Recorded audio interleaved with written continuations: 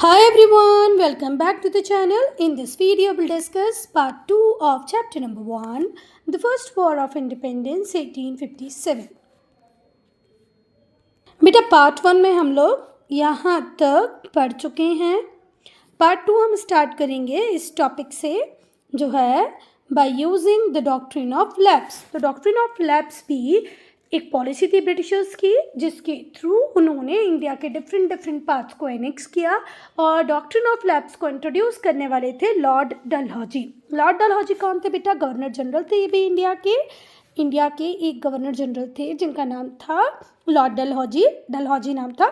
ठीक है, उन्होंने पॉलिसी को इंट्रोड्यूस किया जिसका नाम था डॉक्ट्रिन ऑफ लैप्स और इस डॉक्ट्रिन ऑफ लैप्स के थ्रू उन्होंने डिफरेंट इंडियन स्टेट्स को एनेक्स किया. ठीक है, किसके लिए? कंपनी के लिए. किस पॉलिसी को यूज़ करके? डॉक्ट्रिन ऑफ लैप्स को यूज़ करके. इस पॉलिसी में क्या होता था बेटा कि अगर कोई इंडियन रूलर हो उसकी डेथ हो जाए और उसका कोई मेल हायर ना हो. ठीक है, एक इंडियन रूलर है जिसने सब्सिडियरी अलायंस की पॉलिसी को साइन कर रखा है. अगर उसका खुद का बायोलॉजिकल अपना खुद का बेटा नहीं होगा, उसका मेल हायर नहीं होगा, तो वो जो किंगडम होगा वो ट्रांसफ़र हो जाएगा किसको? ब्रिटिशर्स को. थोड़ा ध्यान से समझने की कोशिश करना. कंगना रनावत की एक मूवी आई थी मणिकर्णिका, जिन बच्चों ने देखा होगा वो इजीली कनेक्ट कर पाएंगे. देखो ब्रिटिशर्स ने पहले क्या किया, सबके साथ बहुत सारे राजाओं के साथ सब्सिडियरी अलायंस साइन करवा लिया. अब क्या कहा सब्सिडियरी अलायंस साइन कराने के बाद कि भाई अगर यहाँ पे राजा की डेथ हो जाती है और उनका खुद का बेटा नहीं होता है तो हम किंगडम को उस एडॉप्टेड बच्चे को ट्रांसफ़र नहीं होने देंगे अनटिल अनलेस उस अडॉप्शन को हमने सर्टिफाई किया हो. ठीक है, अगर कोई राजा अंग्रेजों से पूछ कर अडॉप्शन मतलब बच्चे को अडॉप्ट करता है तो ओके है, और ब्रिटिशर्स अडॉप्शन की परमिशन देंगे ही नहीं क्योंकि ब्रिटिशर्स को तो इंडिया के डिफरेंट पार्ट को अक्वायर करना है.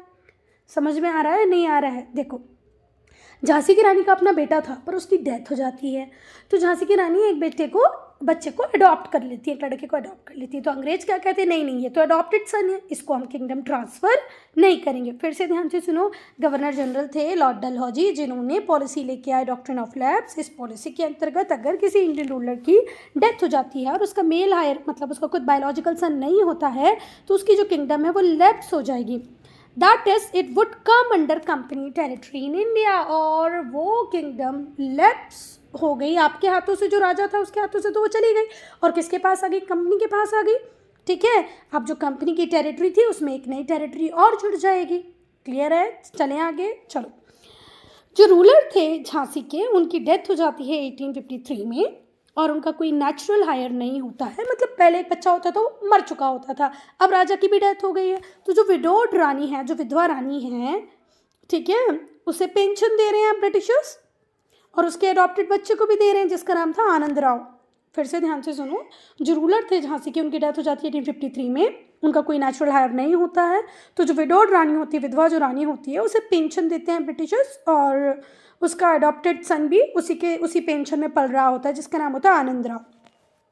पर अंग्रेज उसे लॉफुल सक्सेसर नहीं मानते हैं, रिकॉग्नाइज नहीं करते हैं. अंग्रेज कहते हैं ठीक है हम आपको पेंशन दे रहे हैं, आप पेंशन लो, अपना काम चलाओ, अपने बच्चे का भरण पोषण करो, उससे हमें मतलब नहीं है, पर ये लॉफुल सक्सेसर तो नहीं है, हम इसे नहीं मानते कि भाई जो ताज होगा वो इस आनंद राव को ट्रांसफ़र होगा. ऐसा बिल्कुल नहीं होगा. इसके अलावा भी बहुत सारे प्रोमिनेंट स्टेट्स थे जिन्हें इसी पॉलिसी के अंतर्गत एनेक्स किया गया, कब्जाया गया, ले लिया गया. वो थे सतारा, जैतपुर, संबलपुर, उदयपुर, नागपुर. याद रख लो कि डॉक्ट्रिन ऑफ लैप्स के थ्रू कौन कौन से एरियाज ब्रिटिशर्स के पास आ गए? झांसी, सतारा, जैतपुर, संबलपुर, उदयपुर और नागपुर. जो प्रिंसिपल था लैप्स का कई बार इस बात पे भी अप्लाई होता था कि भाई हम टाइटल्स नहीं देंगे अडॉप्टेड सन को पेंशन नहीं देंगे. ठीक है, अभी तो झांसी की रानी जब तक जिंदा है उन्हें पेंशन मिलेगी, उस पेंशन में वो अपने बच्चे का भी खर्चा निकाल सकती हैं. पर जब रानी लक्ष्मीबाई मतलब अगर रानी की डेथ हो जाएगी तो उनके बच्चे को अंग्रेज पेंशन नहीं देंगे. देखो बेटा, ये पूरा झांसी था, ये टेरिटरी किसकी होनी चाहिए थी? आनंद राव की होनी चाहिए थी. भले ही वो अडॉप्टेड सन हुआ तो क्या हुआ, पर अंग्रेज इतने दुष्ट थे, ये टेरिटरी भी आनंद राव को नहीं दी. इवन जो पेंशन मिलनी चाहिए थी आनंद राव को, वो पेंशन भी उसे नहीं मिली. क्लियर है? फिर से देखो, जो प्रिंसिपल था लैप्स का वो कई बार अप्लाई किन किन चीज़ों पे होता था कि भाई आपको टाइटल नहीं देंगे हम, आपके अडॉप्टेड बच्चे को टाइटल नहीं मिलेंगे, आपके अडॉप्टेड बच्चे को पेंशन नहीं मिलेगी, ठीक है। जो लीगल टाइटल्स थे नवाब ऑफ कार्नेटिक के, तंजौर के, वो ले लिए गए क्योंकि उन्होंने भी अडॉप्ट किया था बच्चों को। This caused discontent among rulers, और रूलर्स के बीच में इसको लेकर के बहुत असंतोष था कि भाई हम तो ऐसा करते थे कि अगर हमारा रूलर नहीं है तो हमारे भाई का, हमारे बहन का या किसी रिलेटिव के बच्चे को हम राजा बना देते थे, पर ये क्लॉज भी अंग्रेज़ों ने ख़त्म कर दिया था, ठीक है। इवन जो जनरल पब्लिक थी उन्हें भी ये बात अच्छी नहीं लग रही थी। तो बेटा जो रूलर थे इंडियन स्टेट्स के, उनका बिलीव था, जितने भी इंडियन स्टेट्स थे उनके रूलर्स का बिलीव था कि ये जो स्टेट्स का एनेक्सेशन हो रहा है ना under the policy of doctrine of lapse, ये डॉक्ट्रिन ऑफ लैप्स की एप्लीकेशन नहीं है। यहाँ पर ब्रिटिशर्स के सारे मॉरल्स का लैप्स हो गया है, ठीक है। ब्रिटिशर्स ने अपने सारे मॉरल्स खो दिए हैं और वो वन बाय हुक और क्रुक सारी टेरिटरी को अपने कंट्रोल में करना चाहते हैं, कभी ये नियम लगा के, कभी दूसरा नियम लगा के, तो कभी कोई और नया नियम लगा के, ठीक है। तो जो रूलर्स थे इंडियन स्टेट्स के, उनका बिलीव था कि उनके जो स्टेट्स हैं उन्हें next application of doctrine of lapse के थ्रू नहीं लिया जा रहा है, but the lapse of all morals on the part of Britishers. Britishers ने अपने सारे मॉरल्स खो दिए, बस उनका तो एक ही सपना है, पूरा इंडिया हमारा हो जाए, ऐसे नहीं तो वैसे, वैसे नहीं तो ऐसे। Next, on the pretext of alleged misrule. अब ये एक नया कंसेप्ट था, जरा ध्यान से सुनना। 1856 में जो लॉर्ड डलहौजी थे उन्होंने अवध को एनेक्स किया, ठीक है, और अवध को कंपनी की टेरिटरी में मिला लिया, क्या कहकर कि भैया यहाँ पर मिसरूल हो रहा है, मिस गवर्नेंस हो रही है। जो वाजिद शाह हैं, वाजिद अली शाह, वो इतनी बड़ी टेरिटरी को इजीली संभाल नहीं पा रहे हैं, तो चलो इनकी टेरिटरी को कौन सा हवाला देकर, मिसरूल का, मिस गवर्नेंस का हवाला देकर कंट्रोल में ले लो। समझ में आई बात।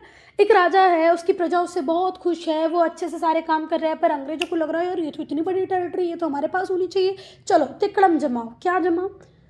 हाँ भाई, आप अच्छे से रूल नहीं कर रहे, मिस गवर्नेंस है, मिस रूल है, इसीलिए आपकी टेरिटरी हमारी हुई। ही declared that Awadh was being govern, Awadh को मिस गवर्न किया जा रहा है, वहाँ पर प्रॉपर मैनेजमेंट नहीं है। और भाई ब्रिटिश गवर्नमेंट इतनी होशियार गवर्नमेंट, वो चाहती है कि भाई इस टेरिटरी का भी प्रॉपर एडमिनिस्ट्रेशन हो।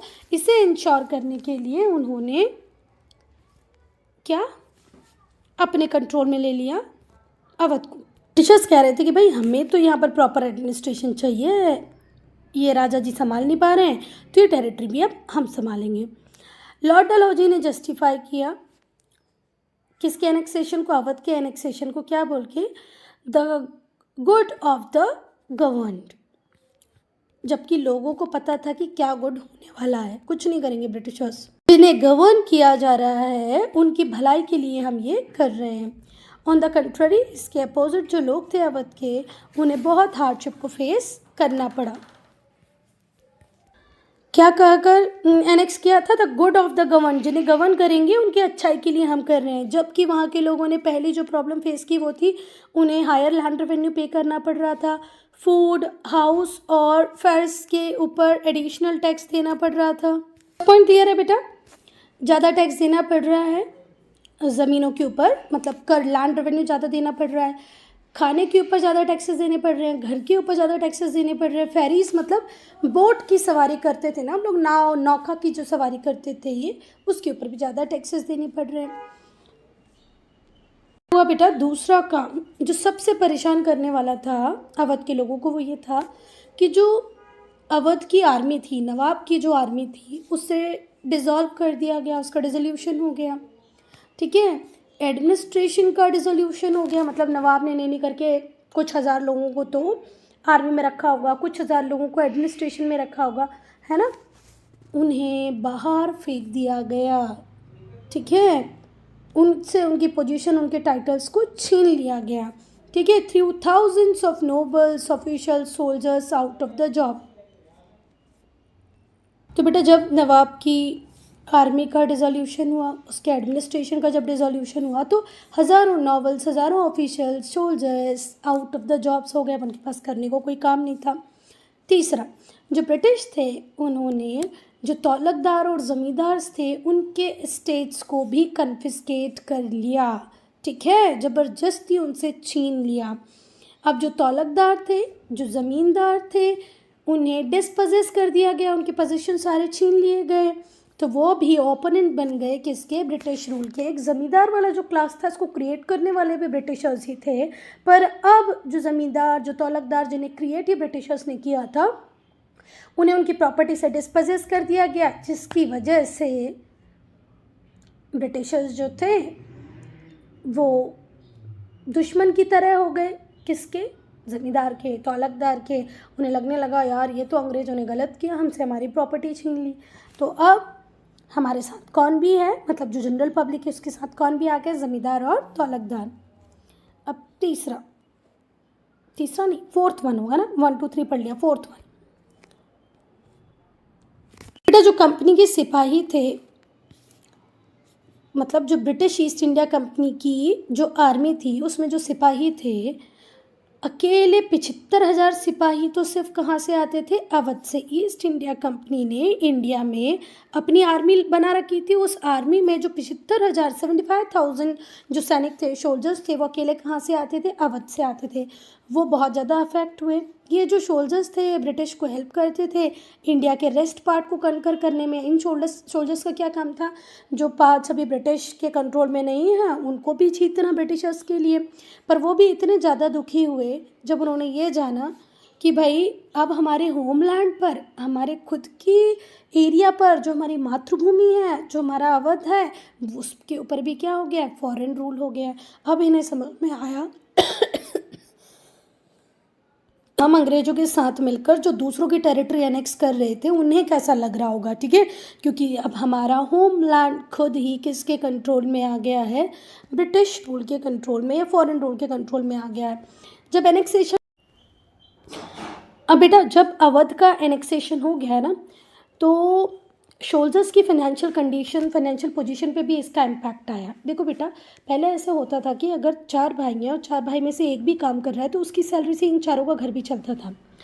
तो अगर एक भाई सोल्जर है और 3 भाई खेती कर रहे हैं, तो अगर ये खेती करने वाले भाइयों को, खेती किसानी करने वाले भाइयों को टैक्स ज़्यादा देना पड़ रहा है तो उसका इम्पैक्ट इस एक भाई पे भी आएगा। समझ में आ रही है बात? तो देखो जो सोल्जर्स थे उनको भी असर झेलना पड़ा जब अवध का एनेक्सेशन हो गया। क्यों? क्योंकि उनकी फैमिली के पास जो ज़मीनें थीं उस पर अब उन्हें हायर टैक्स पे करना पड़ रहा है। एक और बात जरा ध्यान से सुनना बेटा, अवध के जो नवाब थे वाजिद अली, उससे उनकी जो जनता थी, प्रजा थी, वो बहुत प्यार करती थी। एंड्रेड बाय द ह्यूमिलिएटिंग वे, एंड्रेड मतलब गुस्सा हो जाना, ह्यूमिलिएटिंग मतलब जो जिस तरीके से उन्होंने राजा को निकाला है ना, इस वजह से तरीका लोगों को पसंद नहीं आया। एंड्रेड का मतलब होता गुस्सा होना, ह्यूमिलिएटिंग का मतलब होता अपमानपूर्ण। जिस अपमानपूर्ण, जितनी बेइज्जती करके नवाब को हटाया था ना अवध का, उन्हें डिपोज किया गया था, अपनी पोजीशन से हटा दिया गया था, उससे अवध के लोग बहुत गुस्सा थे। और जब 1857 में अपराइजिंग हुई तो उन्होंने भी इस अपराइजिंग को ज्वाइन किया।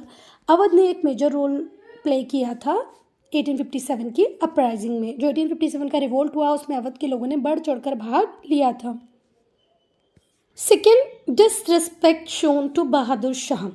बहादुर शाह जफर मुगल रूलर थे, कंपनी की प्रोटेक्शन के अंडर थे वो भी, और उन्हें भी पेंशन मिलती थी ब्रिटिशर्स से, ठीक है। The name of Mughal king was remove from the coin. पर अब ब्रिटिशर्स ने क्या किया कि कॉइन्स के ऊपर से मुगल किंग का नाम हटा दिया, ठीक है। कंपनी जब कॉइन बनाने लग गई तो कंपनी ने मुगल रूलर के नाम को बिल्कुल साफ कर दिया कॉइन के ऊपर से। फिर से ध्यान से सुनो, बहादुर शाह के टुवर्ड्स पे डिसरिस्पेक्ट दिखाया ब्रिटिशर्स ने। बहादुर शाह किसके प्रोटेक्शन में थे? कंपनी के प्रोटेक्शन में थे, कंपनी उन्हें पेंशन दे रही थी।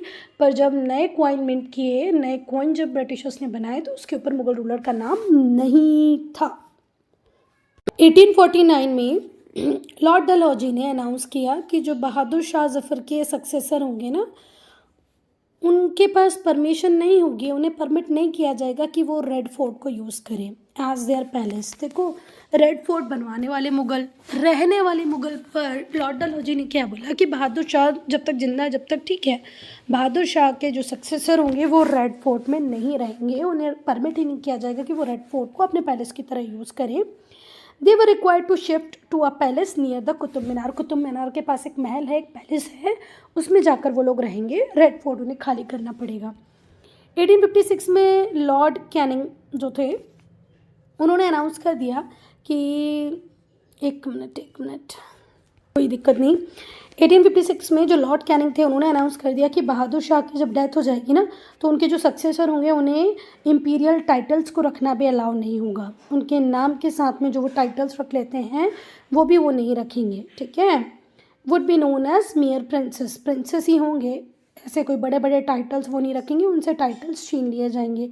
एक बोलता है रेड फोर्ट खाली कर दो, दूसरा बोलता है टाइटल्स भी सरेंडर कर दो, तुम अब बहादुर शाह के बाद जो लोग होंगे वो टाइटल्स को भी होल्ड नहीं करेंगे। ये जो डिसीज़न था ब्रिटिशर्स का, इससे मुगल्स की फीलिंग बहुत ज़्यादा हर्ट हुई। इसके बाद में जो जीनत महल थी, जो बहादुर शाह की वाइफ थी, उसने प्लॉटिंग स्टार्ट कर दी थी अगेंस्ट हूँ। जीनत महल ने बहुत एनकरेज किया बहादुर शाह को कि भाई अब हम लड़ेंगे, किससे लड़ेंगे, अंग्रेज़ों से लड़ेंगे जैसे होगा वैसे, पर हमें अंग्रेज़ों से लड़ना चाहिए। Then third, treatment given to Nana साहेब।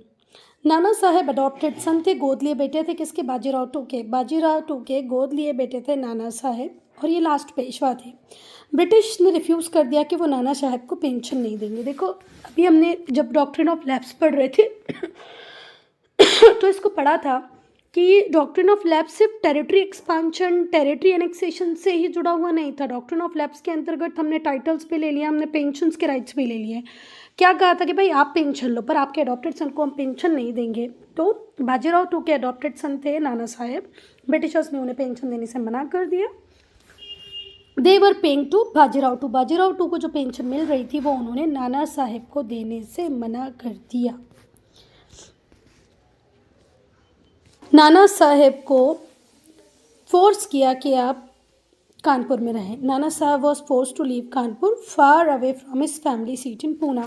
पूना की जो सीट थी वो छोड़कर इन्हें हमेशा क्या कहा गया कि आप जाके कानपुर में रहें। और इसकी वजह से जो मराठा रीजन था वो भी अंग्रेज़ों के खिलाफ था, उसके मन में भी क्रोध आक्रोश। अब बेटा जो नाना साहब थे उनके पास थी बहुत सारी वेल्थ, इनहेरिटेड वेल्थ, मतलब उन्हें उनके पापा से जो पेशवा से, जो फॉर्मर पेशवा से जो वेल्थ मिली हुई थी वो बहुत सारी थी, और इन्होंने इसका यूटिलाइजेशन भरपूर किया और इंडिया के डिफरेंट पार्ट में अपने संदेश वाहकों को भेजा कि जाओ और अवेयरनेस क्रिएट करो, है ना, किसके खिलाफ अवेयरनेस क्रिएट करो, ये ब्रिटिश रूल के खिलाफ। तो बेटा ये जो वर्ड एमिसरीज है इसका मीनिंग होता है दूतों, दूत, जैसे एम्बेसडर को भी हम दूत बोलते हैं ना, एम्बेसडर्स दूतों, ऐसे ही एमिसरीज। सो नाना साहब के पास जो इनहेरिटेड वेल्थ थी उसका यूटिलाइजेशन करते हुए उन्होंने बहुत सारे दूतों को इंडिया के डिफरेंट कंट्री के डिफरेंट पार्ट में भेजा और वहाँ पर अवेयरनेस जनरेट की। इंडियंस के बीच में इंडियंस को समझाया कि भाई ये जो ब्रिटिश पॉलिसीज़ हैं ये चुन चुन कर हमारे देश को ख़त्म ही कर रही हैं, ठीक है। मतलब कभी हमारे देश की इकोनॉमी को कोलैप्स कर रही हैं, कभी हमारे देश में सोशल कुछ बुरा कर दे रही हैं, कभी हमारे रिलीजियस मैटर में कुछ कर दे रही हैं, कभी हमारे राइट्स छीन ले रही हैं। तो वो उसके लिए आप अवेयर हो जाएं। क्लियर है। नाना साहेब ने खुद भी ट्रैवल किया दिल्ली, लखनऊ, जिससे इस मूवमेंट को ज़्यादा से ज़्यादा सपोर्ट मिले, ज़्यादा से ज़्यादा लोग लड़ने के लिए आगे आए, ठीक है। किससे लड़ने के लिए? अंग्रेज़ों से।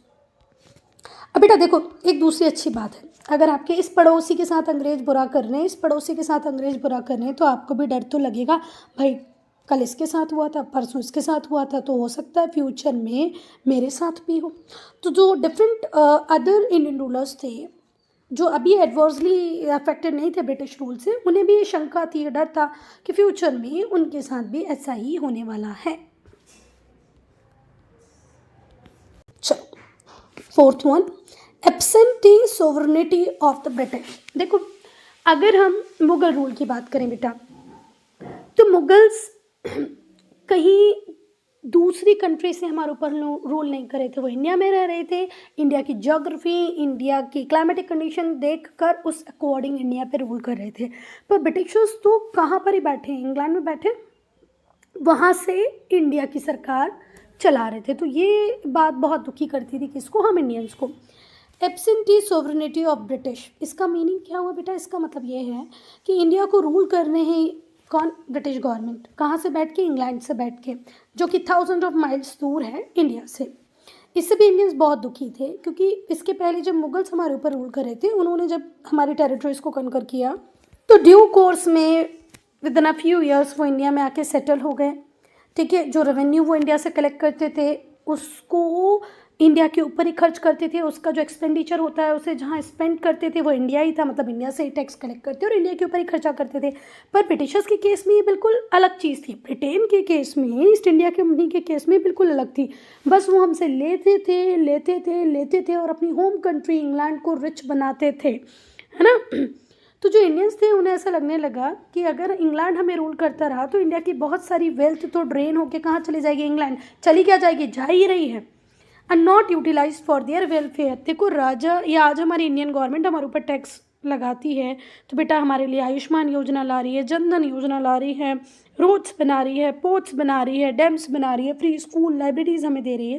पर जब ब्रिटिश गवर्नमेंट थी तो वो यहाँ से पूरा टैक्स के रूप में जो भी पैसा लेती थी वो सीधे इंग्लैंड पहुँचा देती थी। हमारे लिए कोई वेलफेयर प्रोग्राम नहीं चलाती थी, हमारे लिए उस पैसे का यूज़ ही नहीं होता था। ये भी एक फैक्टर था जो इंडियंस को बहुत परेशान करता था। अब हम पढ़ेंगे सोशियो रिलीजियस कॉजेज, सामाजिक धार्मिक कारण। ठीक है, कुछ रिलेटेड टू सोसाइटी थे, कुछ रिलेटेड टू धर्म थे। जो ब्रिटिश गवर्नमेंट थी उसका एक प्रयास ये भी था कि वो हमें पैदा होते से ही अंग्रेज बना दे। ठीक है, काले अंग्रेज, कलर्ड अंग्रेज, जिनकी सोच पूरी अंग्रेजों की तरह हो, है ना, इंडियन कल्चर को वो भूल जाएं। जो ब्रिटिश गवर्नमेंट थी उसका एक कोशिश ये भी थी कि वो हमारे सोशल और रिलीजियस लाइफ में भी इंटरफेयर करें। कोशिश क्या थी, उन्होंने किया भी, और इसकी वजह से भी बहुत ज़्यादा गुस्सा, डर हम इंडियंस के मन में था। पहला, इंटरफेरेंस विद सोशल कस्टम्स। हमारे जो पुराने सोशल कस्टम्स थे, कुछ अच्छे थे कुछ बहुत बुरे थे, तो उनमें भी ब्रिटिशर्स ने इंटरफेयर किया। कुछ तो बहुत पॉजिटिव चेंजेस ब्रिटिशर्स हमारे लिए लाए, उसके लिए हमें ब्रिटिशर्स को प्रेज़ भी करना चाहिए। कुछ सोशल रिफॉर्म्स जो ब्रिटिशर्स ने इंट्रोड्यूस किए इंडिया में, उनका एम था कि इंडिया के लोगों की कंडीशन को इम्प्रूव किया जाए। हाउएवर व्हाइल इंट्रोड्यूसिंग सच रिफॉर्म, जब ये ऐसे रिफॉर्म इंट्रोड्यूस कर रहे थे तो बहुत सारे जो लोग थे वो थोड़ा सा तरीके से सोचने लग गए थे, क्योंकि उनकी फीलिंग्स को कभी कंसिडरेशन में लिया ही नहीं गया। तुम ब्रिटिश वहाँ से आए, तुम हमारे समाज के बारे में क्या जानते हो, क्या रूल बनाओगे, क्या रेगुलेशन बनाओगे? तुम्हें 10-12 लोगों को बिठा के उनसे बातचीत करनी चाहिए थी, तो हम लोगों को उन्होंने कंसिडरेशन में लिया ही नहीं। इसका रिजल्ट ये हुआ कि जब सती को एबोलिश किया 1829 में, जब विडो रीमैरिज एक्ट आया 1856 में, वेस्टर्न एजुकेशन लड़कियों के लिए आई, तो मासेस ने इसे वेलकम ही नहीं किया। Although all the changes were most important, badly needed by the Indian society, पर क्योंकि हमें कंसिडरेशन में लिया ही नहीं गया, हमारे साथ कोई डिबेट, कोई डिस्कशन, कोई डिलिबरेशन हुआ ही नहीं, तो इतने पॉजिटिव चेंज लाने के बाद भी मासेस खुशी नहीं हुई ब्रिटिशर्स से, उनकी परेशानी ख़त्म नहीं हुई। Sati, abolition of sati 1829, introduction of widow remarriage, विधवाओं की पुनर्विवाह 1856, विधवा औरतों का फिर से शादी करा देना, विडो रीमैरिज एक्ट 1856। सती, जब एक कोई औरत जिंदा है, उसके हस्बैंड की अगर डेथ हो जाती है तो हस्बैंड की डेड बॉडी के साथ जब औरत को भी जला दिया जाता है तो उसे सती कहते हैं। और वेस्टर्न एजुकेशन, इस लड़कियों के लिए, इसमें से इतने अच्छे सुधारों को भी हमारे इंडियंस ने, मासेस ने प्रॉपर तरीके से वेलकम नहीं किया। क्यों नहीं किया? क्योंकि हमसे कुछ पूछा ही नहीं गया था। नेक्स्ट पॉइंट है एप्रीहेंशंस अबाउट मॉडर्न इनोवेशंस। बेटा जब भी कोई मॉडर्न चेंज आता है तो थोड़ा संशय, चिंता, डर हमारे मन में होता ही है। जैसे अभी AI आया तो 1-2 साल पहले बहुत ज़्यादा डिबेट गर्म था इस बात को लेकर के कि AI आ जाएगा तो बहुत सारे लोगों की जॉब्स चली जाएंगी, जॉब नहीं रहेंगी, जो एडवर्टीज़मेंट मेकर हैं उनके पास काम नहीं रहेगा, कंटेंट राइटर्स के पास काम नहीं रहेगा, टीचर्स की वैल्यू कम हो जाएगी, ऐसा था, बहुत सारी चीज़ें थी, ब्ला ब्ला ब्ला। तो जब भी नई टेक्नोलॉजी आती है, नए इनोवेशंस होते हैं, तो एक डर लोगों के मन में होता ही है। तो लोग उस टाइम में भी बहुत ज़्यादा डरे हुए थे जब मॉडर्न इनोवेशंस इंडिया में आ रहे थे, भले ही वो रेलवेज़ का आना हो या टेलीग्राफ का आना हो। बहुत सारे र्यूमर्स थे कि जो टेलीग्राफ पोल्स खड़े किए जाएंगे, मतलब खड़े किए जाएंगे, उस पर लोगों को टांग दिया जाएगा, फांसी दे दी जाएगी, कुल किन लोगों को जो ब्रिटिश रूल के खिलाफ होंगे, अगेंस्ट में होंगे। मतलब ऐसे र्यूमर थे कि ये जो टेलीग्राफ लाइन है, इसके लिए जो पोल्स पहले लगाए जा रहे थे यहाँ से वहाँ टेलीग्राफ लाइन को कनेक्ट करने के लिए, तो कुछ लोगों ने पहले ही र्यूमर उड़ा दिए कि ये टेलीग्राफ तो क्या कुछ होता नहीं है, यहाँ पर तुम्हें लटका दिया जाएगा, यहाँ पर तुम्हें फांसी दे दी जाएगी। इसी तरीके से बेटा बहुत सारे जो ऑर्थोडॉक्स रूढ़िवादी भारतीय थे, ऑर्थोडॉक्स इंडियंस थे, उन्होंने नोट किया कि एक ही कंपार्टमेंट में लोअर कास्ट वाले को भी बिठा दे रहे हैं, हाई कास्ट वाले को भी बिठा दे रहे हैं, तो ये लोग हमारा धर्म भ्रष्ट करने चाहते हैं। ठीक है, इसीलिए ये जानबूझ के ऐसा कर रहे हैं। नहीं तो पहले ऐसा होता था बेटा कि जिस रोड पे ब्राह्मण और क्षत्रिय चलेंगे, उस रोड पे जब तक वो चलते रहेंगे, कोई शेड्यूल ट्राइब का बंदा नहीं आएगा। तो ऐसे लोग कहाँ पॉजिटिवली लेने वाले थे रेलवेज़ को। उन्होंने क्या कहा, ऑर्थोडॉक्स इंडियंस ने इस बात को नोट किया, इस बात को सोचा कि जो रेलवे कंपार्टमेंट्स है वहाँ पर हायर कास्ट और लोअर कास्ट को एक ही साथ बिठाया जा रहा है पड़ोस में। तो उनका मानना ये था, उनका बिलीव ये था कि जो ब्रिटिश हैं वो ऐसी प्रैक्टिसेस इसलिए ला रहे हैं कि हमारे कास्ट को, हमारे धर्म को डिफे किया जा सके, है ना। मतलब हमें अधर्मी बनाया जा रहा है ये ऐसी कोशिशों के थ्रू। बेटा ये जो वर्ड है डिफाई, इसका मीनिंग होता है अवज्ञा करना। डिफाई क्या पढ़ते हैं इसको, डिफाई का मीनिंग क्या होता है कि भाई हमारे जाति, हमारे धर्म में जो बातें हैं उसे ब्रिटिशर्स नहीं मान रहे हैं। ठीक है, डिफाई मतलब कहा ना मानना, अवज्ञा करना। क्लियर है। ऑर्थोडॉक्स का मतलब होता है रूढ़िवादी। एक रेलवे के कंपार्टमेंट में हायर कास्ट लोअर कास्ट को जानबूझ के बिठाया जा रहा है जिससे ये हमारे धर्म को भ्रष्ट कर सकें, नष्ट कर सकें। क्लियर है। अब हम पढ़ेंगे पॉलिसी ऑफ रेशियल डिस्क्रिमिनेशन। जो ब्रिटिश ऑफिसर्स थे बहुत रूड और बहुत एरोगेंट हुआ करते थे इंडियंस के अगेंस्ट में। अब रूड एरोगेंट आपको पता है क्या होता है। उनका बिलीव था कि हम इंडियन से सुपीरियर हैं। ठीक है, कहाँ ये इंडियन से इन्फीरियर, हम तो कितने अच्छे, ऐसा ब्रिटिशर्स के मन में था। इसी सोच के कारण वो हम इंडियंस को तिरस्कार भरी नज़रों से देखते थे, कंटेम्प्ट रखते थे, हमारे लिए तिरस्कार करते थे हमारा। इसे ध्यान से सुनो। ब्रिटिश ऑफिसर्स बहुत जो ब्रिटिश ऑफिसर्स थे वो बहुत रूड थे, एरोगेंट थे टुवर्ड्स इंडियंस। उनका बिलीव था कि हम सुपीरियर हैं और इसीलिए हमारे पास पूरा राइट है कि हम इनका तिरस्कार कर सकें। किसका, इंडियंस का। They dupe the Mughals as cruel and unfaithful. उन्होंने मुगल्स को किस तरीके से पोर्ट्रेट किया, किस तरीके से बताया कि ये तो विश्वासघाती हैं, अनफेथफुल हैं, विश्वासघाती हैं, क्रूअल हैं। कुछ यूरोपियन ऑफिसर्स जो थे वो इल ट्रीट करते थे, इंसल्ट करते थे इंडियंस की, हमें प्रॉपर ट्रीटमेंट नहीं देते थे, हमारी बेइज्जती करते थे। ऐसे जो एक्ट थे, ठीक है, उसकी वजह से हम इंडियन मासेस, जनरल जो पब्लिक थी इंडियंस, वो एलिनेटेड फील करने लगी, अलग थलग फील करने लग गई थी किससे, ब्रिटिशर्स से। ठीक है। Next, corruption in administration. जो पुलिस थी और जो पेटी ऑफिशियल्स थे वो बहुत ज़्यादा भ्रष्टाचारी थे। The rich got away with crime. देखो रिच लोग जो होते थे वो कितना भी कोई बड़ा गुनाह कर दे, थोड़ा बहुत रिश्वत दे के अलग हो जाते थे, क्योंकि अंग्रेज तो भ्रष्टाचारी थे ही। पर जो कॉमन मैन था उसको छोटी छोटी चीज़ों के लिए भी इतनी सज़ा मिलती थी। But the common man was looted, oppressed and torture. उन्हें मारा पीटा भी जाता था छोटी छोटी बातों के लिए, उन्हें ऑप्रेस किया जाता था, उनके ऊपर अत्याचार किए जाते थे और उन्हें लूटा जाता था। ठीक है, बड़े बड़े लोग तो थोड़ा बहुत पैसा दे दा के अपना निपटते थे। तो भ्रष्टाचारी भी था, करप्शन भी था ब्रिटिश एडमिनिस्ट्रेशन में। Operation of the poor. अब हम देखेंगे कि गरीबों पे कैसे अत्याचार होते थे। इतना कॉम्प्लेक्स जुडिशल सिस्टम था जिससे रिच जो होते थे वो कंटिन्यू ऑपरेस करते थे पुअर को, गरीबों को। Flogging, torture, imprisonment of cultivators. बेटा कल्टिवेटर्स जो होते थे अगर वो रेंट नहीं पे कर पाते थे तो उन्हें पकड़ लिया जाता था, उन्हें जेल में डाल दिया जाता था, उन्हें टॉर्चर किया जाता था, मतलब उन्हें मारा जाता था।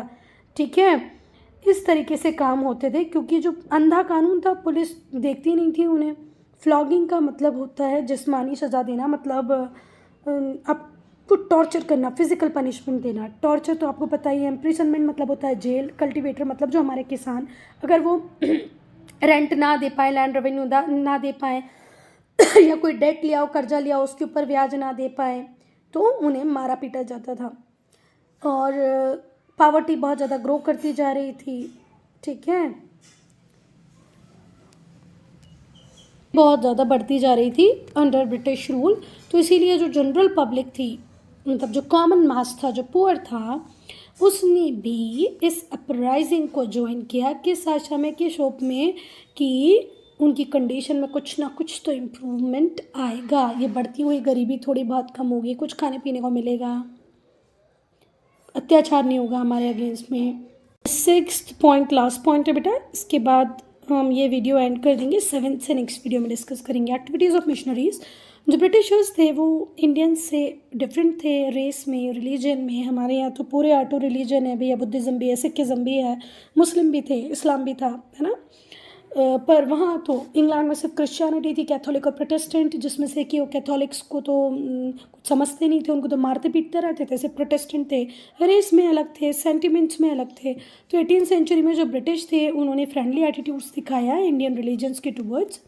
ठीक है, पर उनका कोई ऐसा उत्साह नहीं था क्रिश्चियनिटी को इम्पोज करे इंडियंस के ऊपर, ऐसा कुछ नहीं था। इवन बहुत सारे हिंदू टेम्पल्स की तो ट्रस्टी बनी थी कंपनी। पर 19th सेंचुरी आते आते उनका जो एटीट्यूड था वो चेंज हो गया। ब्रिटिशर्स ने लोकल रिलीजन में भी इंटरफेयर करना चालू कर दिया। हमारे जो कस्टम्स होते, परंपराएं होती है, सामाजिक परंपराएं, उसमें इंटरफेयर किया और आइडल वर्शिप को डिनाउंस करने लग गए, आइडल वर्शिप की वो बुराई करने लग गए। और जो लोकल बिलीव्स थे उन्हें उन्होंने किस तरीके से दिखाया, कैसे ड्यूप किया कि भाई ये तो इग्नोरेंस का साइन है, ये इंडियंस को कुछ पता ही नहीं है, किसी भी पत्थर की, किसी भी देवी, किसी भी देवताओं की पूजा करने लगते हैं जिसका कोई बेस नहीं है, बेसलेस काम करते हैं। ठीक है, डिनाउंस करने का मतलब होता है बेटा निंदा करना, बुराई करना। तो उन्होंने आइडल वर्शिप को डिनाउंस किया, duped local beliefs as ignorance. और जो हमारे लोकल बिलीव्स थे उन्हें क्या दिखाया कि ये आपकी अज्ञानता है, अज्ञानता के सिवाय ये और कुछ नहीं है। क्या बातें समझ में आ रही हैं? चलो, फिर इसके बाद बेटा ये चार्टर एक्ट लिया 1830 में, जिससे इन्होंने क्या लेके आया बेटा, चार्टर एक्ट लेके आया कब, 1830 में। इससे इन्होंने इंक्रीज़ कर दिया क्रिश्चियन मिशनरीज़ के नंबर्स को इंडिया में और एक्टिविटीज़ को। अब बहुत सारे क्रिश्चियन मिशनरीज़ इंडिया में आ रही थी, नंबर उनके बढ़ा दिया और उनकी एक्टिविटीज़ को भी बढ़ा दिया। जो इंडियंस थे उन्हें लगने लगा था कि गवर्नमेंट मिशनरीज़ को सपोर्ट कर रही है। कौन सी मिशनरीज़ को? बेसिकली जो लोगों को कन्वर्ट कर रहे हैं, किसमें? क्रिश्चियनिटी में। ठीक है, अब जो 7th पॉइंट है, फियर्स रिगार्डिंग वेस्टर्न एजुकेशन, इसको हम पार्ट 3 में डिस्कस करेंगे। ठीक है बेटा।